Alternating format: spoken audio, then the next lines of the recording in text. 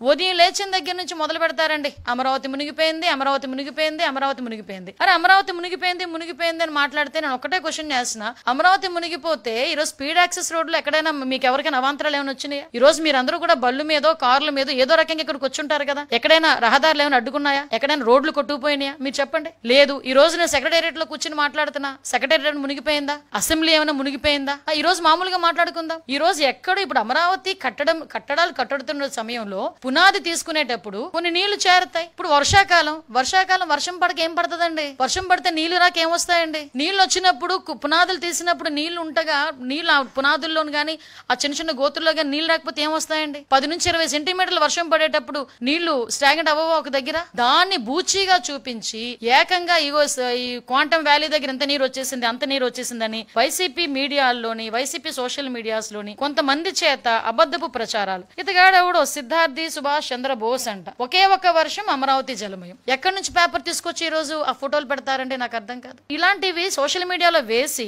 ఇగో దీని గురించి అమరావతి కోసం 3 రిజర్వాయర్లు ఎందుకు, అమరావతిని ఒక రిజర్వాయర్ గా కడితే పోలే, 3 పంటల పండనేలా రిజర్వాయర్లు నీళ్లు పుష్కలంగా ఉండాయి కదా. అంటే ఇలాంటి ఒక రకమైన నెగిటివ్ యాంగిల్లో ప్రొజెక్ట్ చేయడం ఇది ఒక్కటే కాదండి. ఇలాగా ఒక మూకుమ్ముడిగా అమరావతి మీద దాడి చేశారు. ఈ రోజు అమరావతి అనేసరికి ఒక ఆంధ్రప్రదేశ్ ప్రజల సెంటిమెంట్.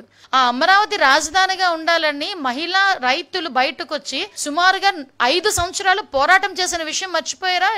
ఈ సోకాల్డ్ ఈ సోషల్ మీడియా బ్యాచ్ 5 సంవత్సరాల పాటు అమరావతిని రాజధానిగా కాదు 3 రాజధానులని జగన్మోహన్ రెడ్డి మాట్లాడితే అమరావతి సెంటిమెంట్ మాకు ఇక్కడ అమరావతి రాజధానిగా కొనసాగాలి అని కొన్ని వేల మంది మహిళా రైతులు ఆ రోజు బయటకు వచ్చి లక్షలాది మందిగా బయటకు వచ్చి ఒక పక్క పాదయాత్రలు చేసి ఈ రోజు అమరావతిని సాధించుకునే పరిస్థితి. అటువంటి అమరావతి మీద మళ్ళీ బురద జల్లటం. ఈ రోజు అమరావతి కట్టడానికి సెంట్రల్ గవర్నమెంట్ కూడా సపోర్ట్ చేసి ఫండ్ తీసుకొచ్చుకొని మనం అన్ని కూడా అమరావతిలో ప్రతిదీ కూడా నిర్మాణం చేసుకోవాలని చెప్పి ఇటుక పేర్చుకుంటూ ఒకటి ముందుకెళ్తుంటే గౌరవ ముఖ్యమంత్రి గారు ఈ రోజు అది చూసి ఓర్వలేక ఈ రోజు అమరావతి మీద దుష్ప్రచారం చేయడానికి అమరావతి మునిగిపోతుంది, అమరావతి వాటర్ అన్ని కూడా ఎవడో మాటలు రాస్తాడు, వాళ్ళు పొన్నూరు వైపు మలిచేశారని చెప్పేసి ఒకటి రాస్తాడు. అంటే అమరావతి మునిగిపోకుండా ఉండడానికి ఇంకొక డైవర్ట్ చేశారు. వీళ్ళే ఏదో వచ్చి కాలువలు తవ్వినట్టు, వీళ్ళే సిచ్యువేషన్ లో వచ్చి కూర్చొని మాట్లాడినట్టు. అంటే ఏదో పేపరు పెన్ను ఉంది, కీప్యాడ్ ఉంది, మొబైల్ ఉంది, మా నచ్చినట్టు రాసుకుంటామంటే ఎలా అవుతుంది? మేము ఇలాంటి వాళ్ళ మీద కేసు పెట్టకూడదా? ఈ రోజు ప్రజల్లో ఒక రకమైన ఆందోళన కలగదా?